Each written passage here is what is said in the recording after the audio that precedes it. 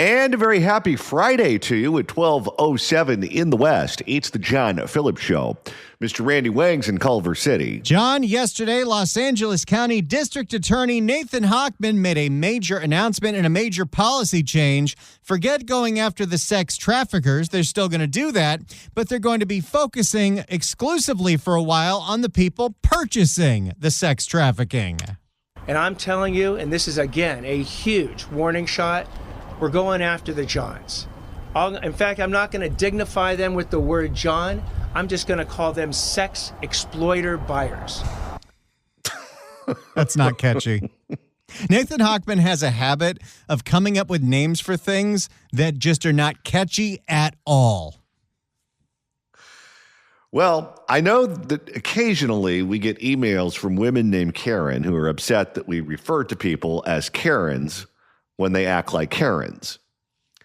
I, however, have extremely limited sympathy for them because as someone named John, we are also named after things you would probably want to avoid, like those who frequent prostitutes, unidentified dead bodies, and latrines.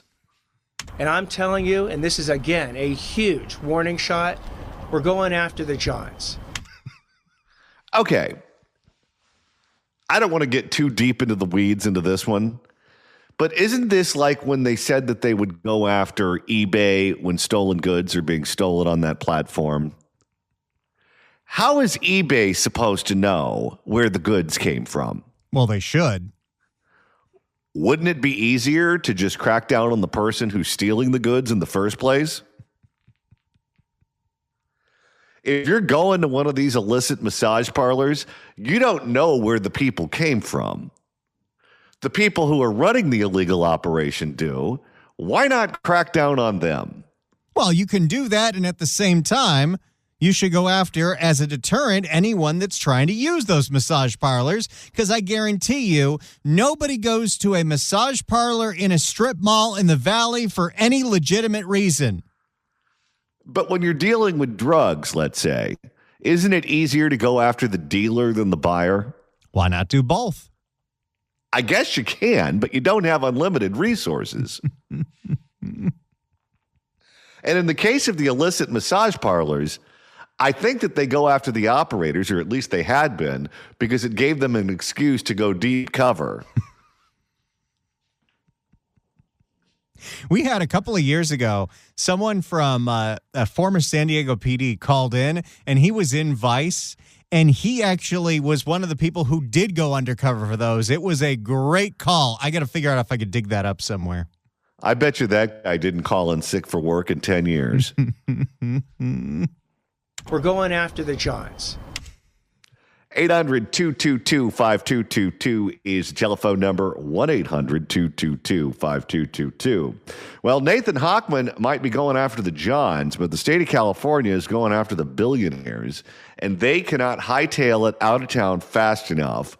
As today, we learned that Google co-founder Sergey Brin is cutting ties with California.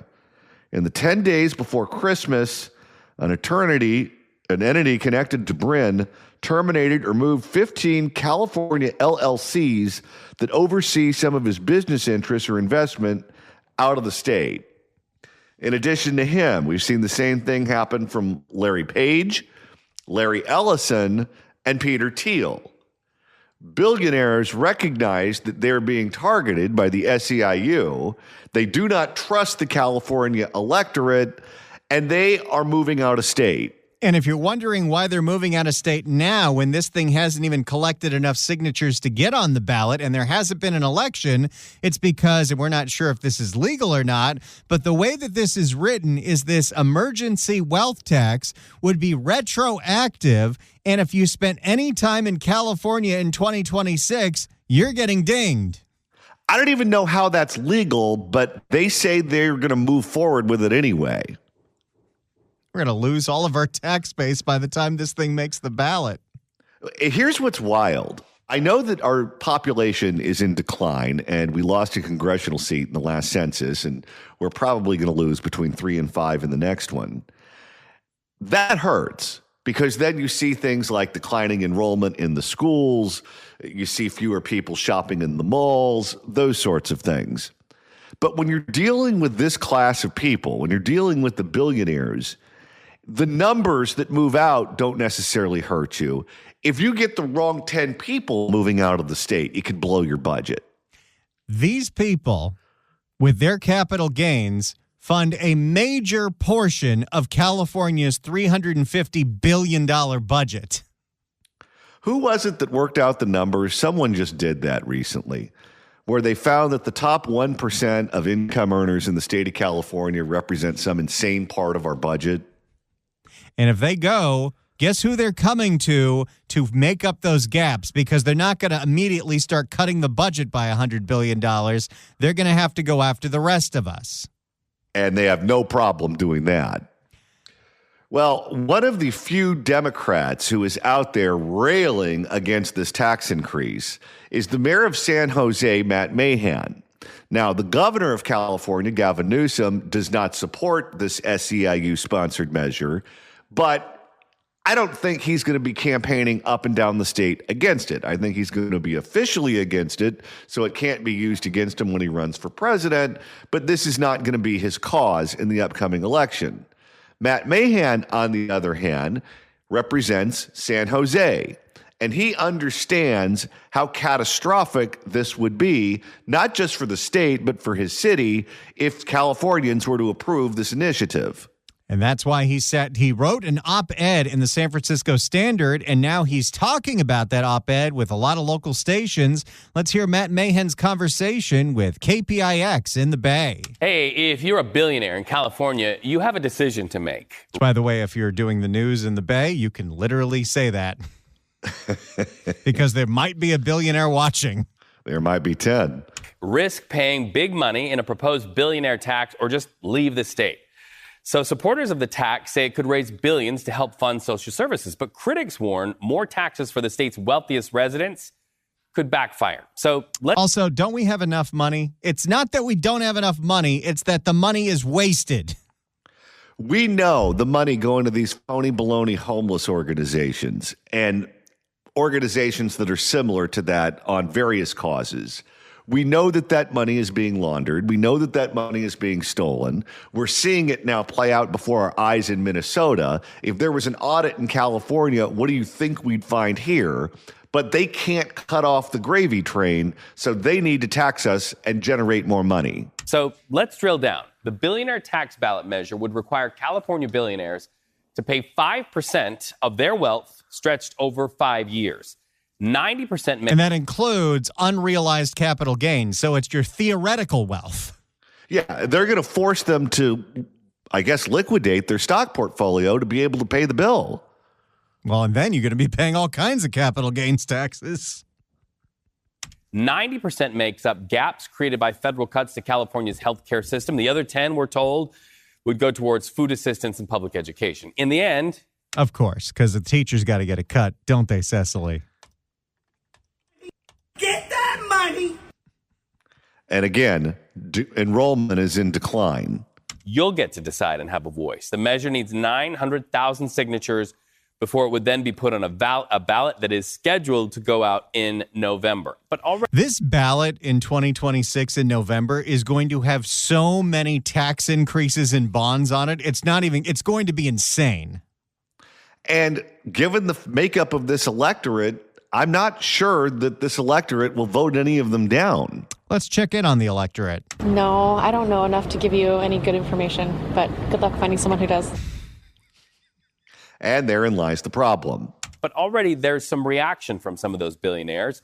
Oracle's Larry Ellison, father to David Ellison, who, by the way, owns Paramount and CBS, as well as Alphabet's Larry Page. They're taking steps to move some of their businesses out of California. There's a headline. This was yesterday, so as you reported, there's already 2 more to that list. Uh-oh. California. There's a headline this morning, in fact, that Mr. Ellison recently and quietly sold a mega $1 million property in Pacific Heights. Arguably, one California leader who has many billionaires in his town is San Jose Mayor Matt Mahan. So he joins us live right now. So right off the top, just want to ask you that clear question. Where do you stand on this? Tax the billionaires and risk losing them?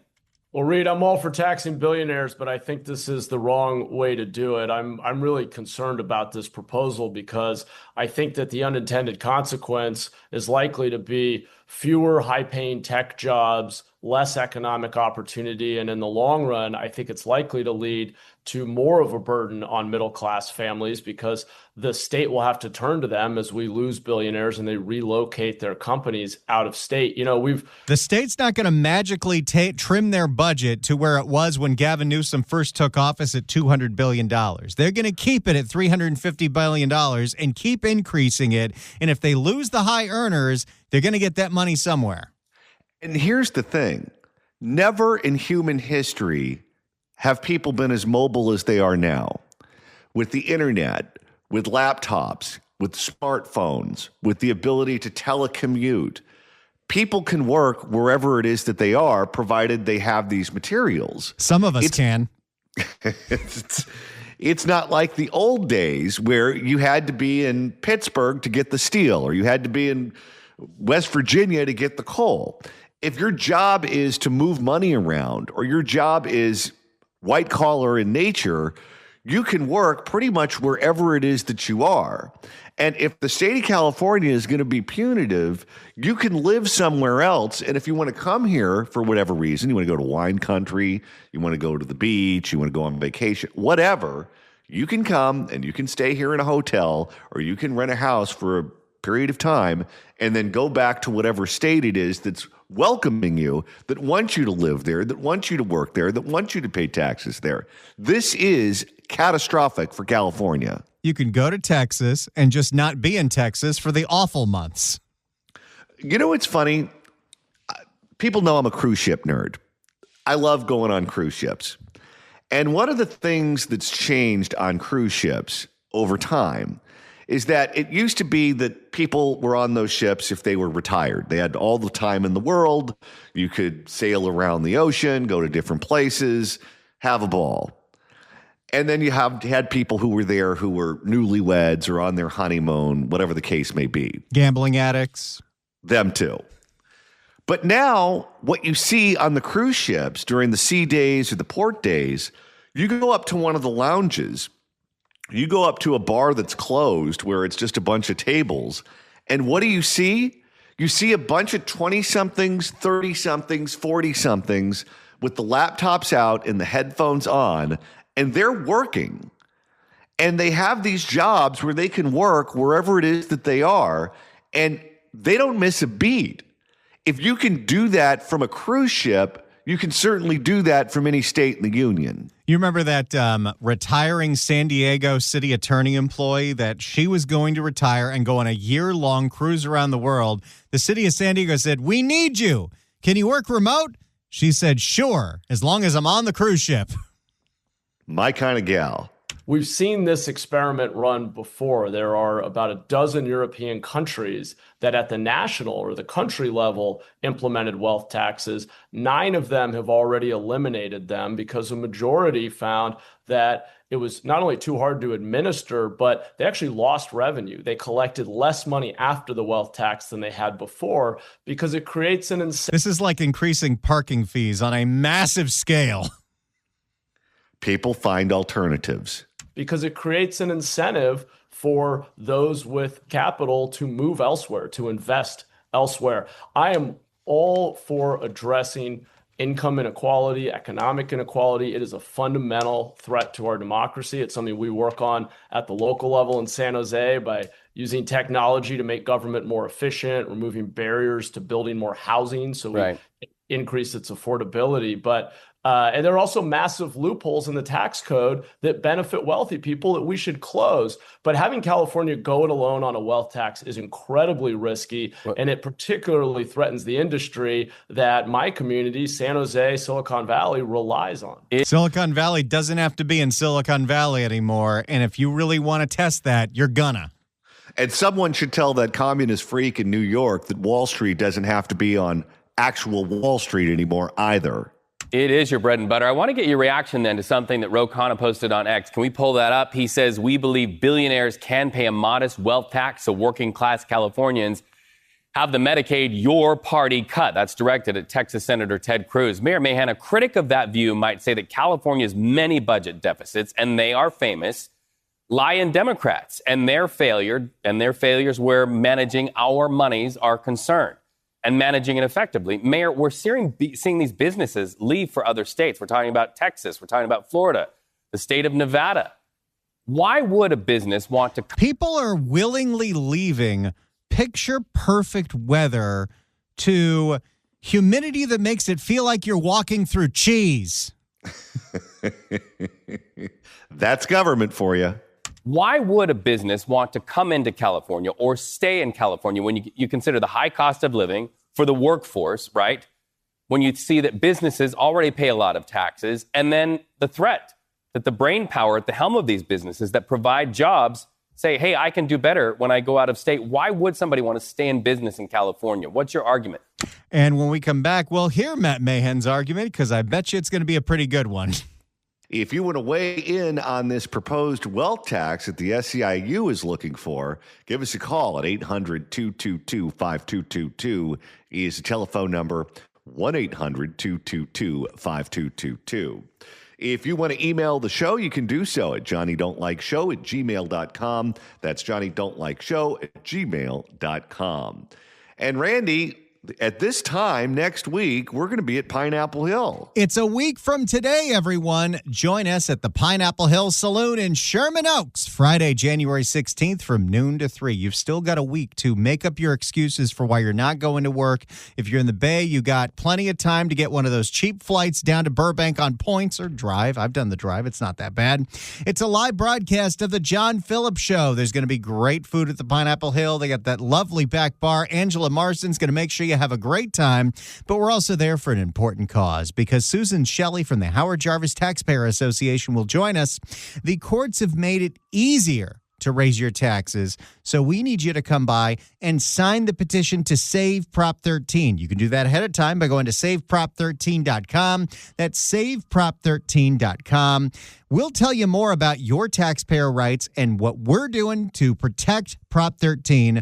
So it's a week from today. Next Friday, Sherman Oaks. We're going to be at the Pineapple Hill from noon to 3. We'll see you there. 800-222-5222 is the telephone number. 1-800-222-5222. San Jose Mayor Matt Mahan is reacting to the proposed billionaires tax initiative that the SEIU desperately wants. Let's go back to KPIX and the interview that took place yesterday. Why would a business want to come into California or stay in California when you consider the high cost of living for the workforce, right? When you see that businesses already pay a lot of taxes, and then the threat that the brain power at the helm of these businesses that provide jobs say, hey, I can do better when I go out of state. Why would somebody want to stay in business in California? What's your argument? We live in a beautiful place. We have amazing people, but we're not incentivizing them from a business standpoint. Well, Reed, you're absolutely right. I mean, that is my concern, and it's why I have said my mantra has been, let's ask government to be better, to do more with what we've got before we ask taxpayers for more of their money. We already are. What a novel concept. They're going to kick this guy out of the Democratic Party. Well, they didn't after he already broke ranks with Prop 36. I mean, the thing is, it's hard to go after him when he's successful.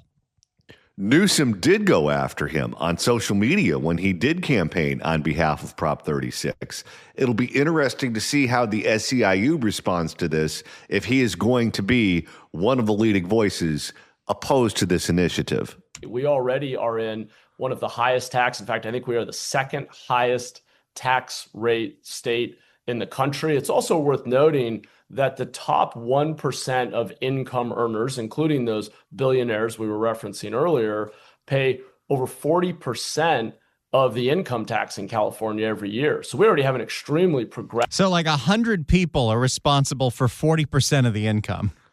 And we're losing them one by one. Each one is going to be detrimental. But here we go. SEIU, they know what they're doing. Of the income tax in California every year. So we already have an extremely progressive tax code. I do think there are loopholes we could close. I don't think high net worth individuals should be able to borrow against their unrealized stock options That's a common sense solution. Here's something else to think about. As someone who has lived in California my entire life, you have too, Randy. You were born and raised in Los Angeles County. The state of California has gotten worse over time.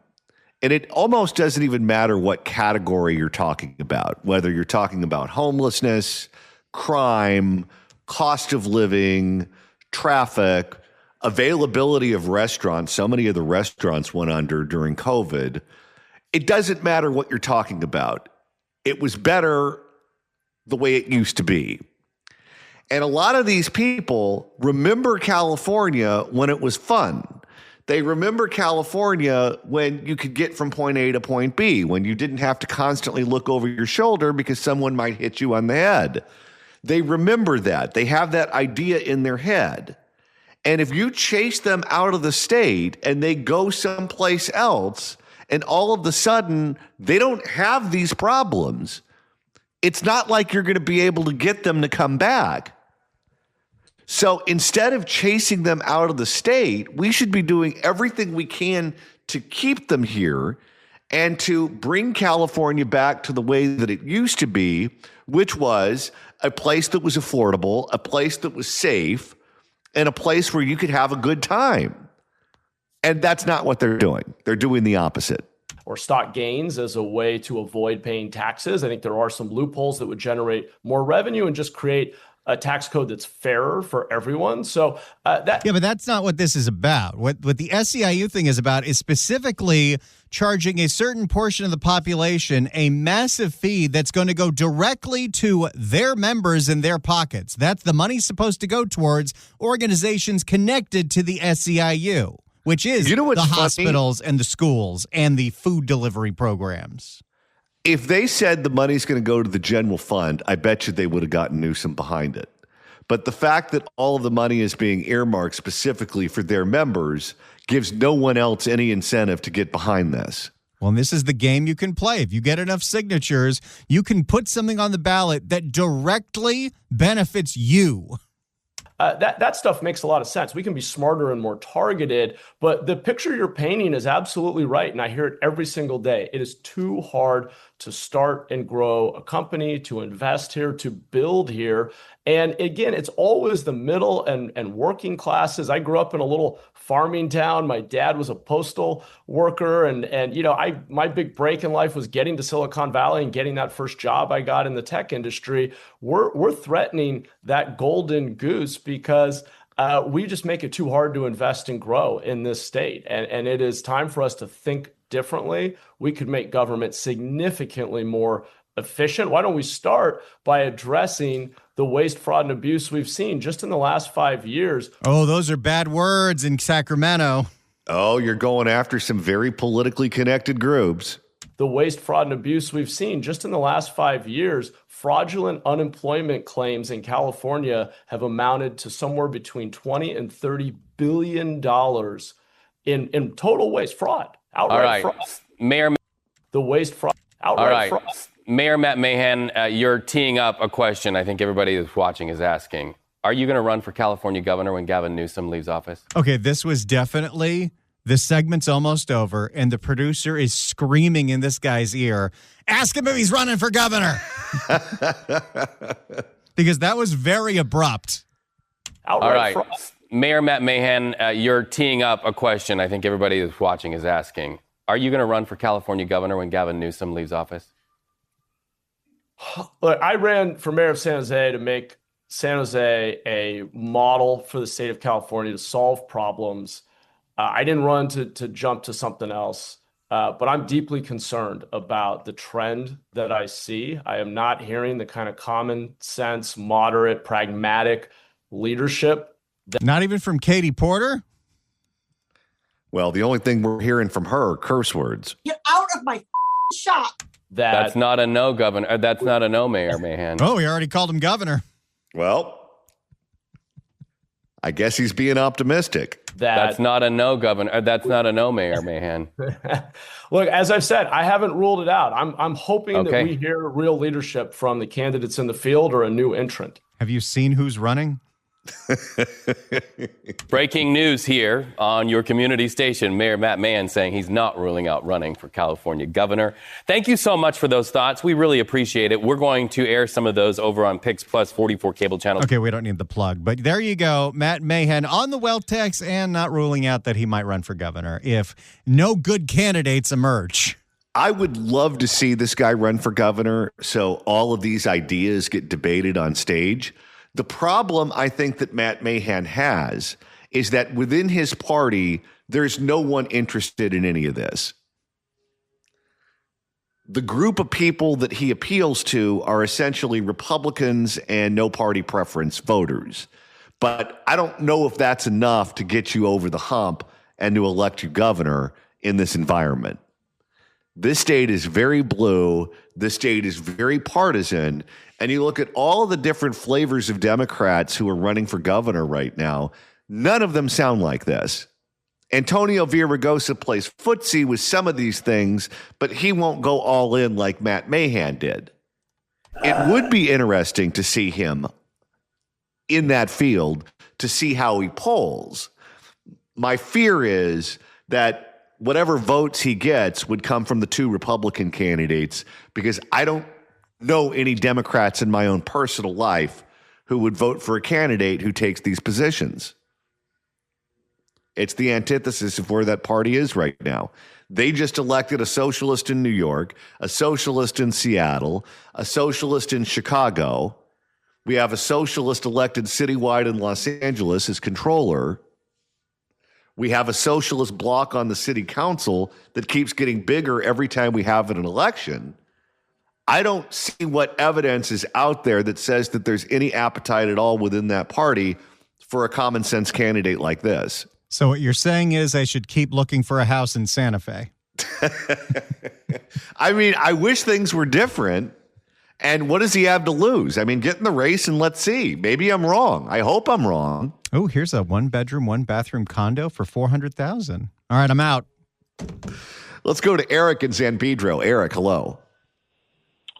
Hi, guys. Wow, just your conversation now brings up so many more issues. But, I'm not a billionaire. But my household income is such that, we're paying probably $20,000-$25,000 a year in state income tax. And that's enough. We can go anywhere. We're just setting up the lily pads to get out of here. I can't see how the state will ever vote for even that guy because it's hit a critical mass of, SEIU members and teachers and God knows who are going to get this money, that want this money. So even the little guys like myself, and I'm not, we do very well. It's just time. We just can't take it anymore. It's, the $2,000 a month we'd save on income tax, you'd have to make $4,000 a month more income to catch that up. I can buy a lot of air conditioning and trips somewhere else to make up for California's nice weather. Where are you thinking about going? I don't want to tell you. No, we're going to Tennessee. We've bought a house there. It's just a matter of getting going.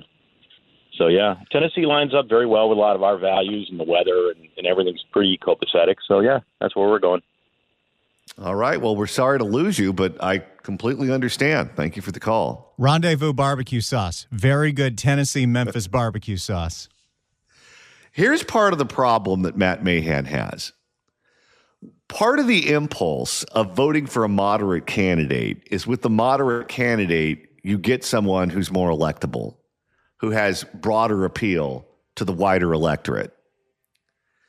In a one-party state, you don't have to worry about losing the election because you're not going to. So if you're not going to lose the election, what impulse do you have to vote for someone whose ideas may not necessarily align 100% with yours, but because of that would get more people to pay attention and potentially earn their votes? There's no impulse to do that. So what happens is you vote for the loudest, most partisan, the politically extreme candidate that's available, because that's who hits you in your erogenous zone. And that's why Matt Mahan is going to have a tough time. If he were running for governor as a Democrat in the 90s, this guy would win the Democratic primary going away and probably the general election. If he were running in the 80s, he would win. If he were running in the 70s, he would win. I just don't know if what he's selling has any buyers within the Democratic Party in 2026. I just don't see it. Maybe I'm wrong. 800-222-5222 is the telephone number. 1-800-222-5222. Let's go to Allison in Studio City. Allison, hello. Hi. I think we have to change his name and not call it the wealth tax or the billionaire's tax, because it's not them that's going to be paying it. It's going to be the middle class. They want to come in. They want to evaluate our artwork, our sofas, our inherited jewelry, our stocks, and they want to tax us on the things that we own, that we've already paid sales tax for or inherited. And the few billionaires that are going to be leaving, while they'll make a great impact, we have over 7 million illegal aliens, I'm going to call them that, in Los Angeles that get free everything. And I'm going to put it into terms of how it affects me and what this is going to do to make me want to move out of California. And I agree with the first caller, because I grew up here and we're moving to Florida because we cannot take it anymore. I don't want to have the freeways watch every 11 miles I go over the speed limit. I don't want to have a policeman give me a $500 ticket if I look at my phone at a red light. And I don't want to be told how much I have to pay on things that I worked hard for and earned, while somebody can crawl over the border and get free rent, free telephone, free medical care, and free education. I've had it. It's not just the millionaire's tax. It's the middle class tax, and we are all going to be affected by it. Well, and they find any number of ways to continue to punish us because they hate our lifestyles. They don't like the fact that we want to live in single-family homes. They don't like the fact that we want to drive our own cars and not ride on public transit. They hate the fact that we recognize that the public schools are awful and we won't send our kids to those schools. We find alternate means. And they figure out ways to punish us because we live a lifestyle that is not a lifestyle that they approve of. And when they run out of ways of punishing us, they find new ways. And they just keep it going time and time and time again. And people have had enough. And what you just described is exactly the case. People can vote with their feet. We're voting at the ballot box. We lose every time we have a vote. And the people who vote with the majority, for whatever reason, don't seem to have a problem with it. Well, here's the thing. You can't force us to stay here forever. And it's not just even people moving from California to other states. We've seen population shifts within the state where people in LA County go, wait a minute, I love the weather. I love the sports teams. I love the restaurants. My friends are here. My family's here. My business is here. But I can't live like this anymore. So I'm moving to Orange County. Or I'm going to move to Riverside County and I'm just going to telecommute, or I'm just going to sit in traffic. But I get to live like a normal person when I'm at home. And it drives them crazy that they can't force us to stay here and live in their artificially created misery. Absolutely. I'm one step out, and it's sad. It's really sad. And I heard Elaine, I forgot her name, she's fabulous, from Palisades the other day, speaking about the fact that with all the craziness, people still vote the same way. They never learn a lesson. That's maddening. The public in California is mentally deranged. They are mentally deranged.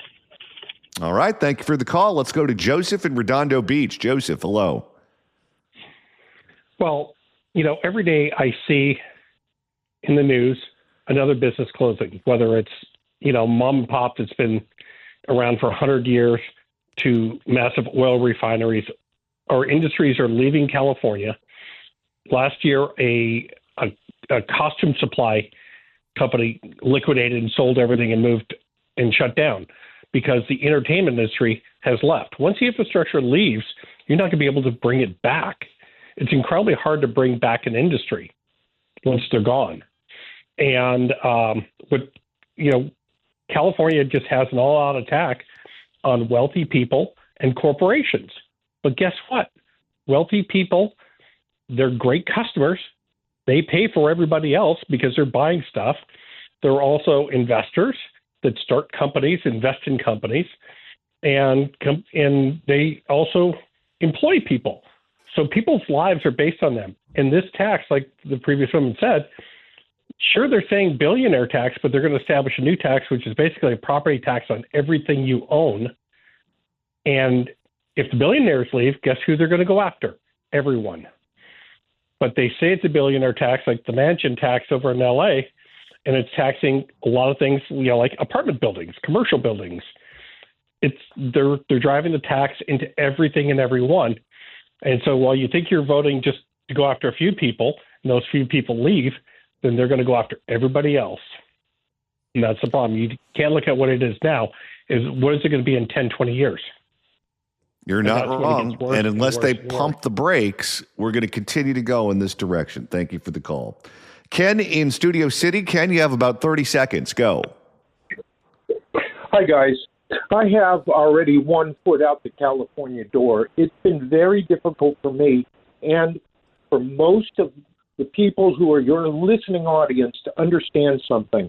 Most of the people that I know here who are Democrats call themselves Kennedy Democrats, but they're not. They vote. They have a Pavlovian response to look for the D. They vote emotion. That's what she said. They're not common sense.